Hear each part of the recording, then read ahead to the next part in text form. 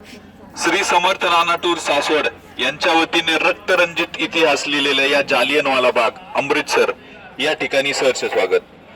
1919 साली रौलेट ऍक्ट आलता। रौलेट ऍक्ट असा होता की विना विचारणा करता कुठल्या पण क्रांतिकारकांना हे अटक करू शकत होते इंग्रज लोक। तर त्या कायद्याच्या विरोधात या ठिकाणी लाला लजपत राय आणि पंजाबी क्रांतिकारकांनी भव्य सभेचं आयोजन केलेलं।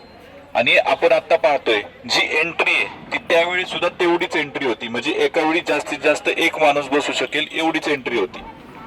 तर त्यावेळेचा या प्रांतातला गव्हर्नर होता म्हणजे किंवा जनरल होता जनरल डायर।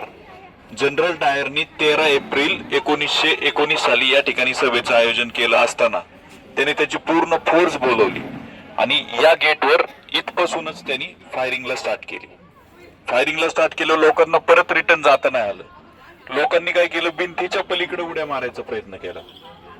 समोर आपण भिंत दिसते आपल्याला एक, त्याच्यावरती बघा असे चौकोन आहेत, तर ते त्यावेळेच्या गोळ्यांचे निशाण आहेत। ज्यांना भिंतीवरून उडी मारून जाता जमलं नाही त्यांनी इथे एक शहीदी कुवा आहे म्हणजे एक विहीर आहे, त्या विहिरीत उड्या मारून आपलं प्राण दिलं।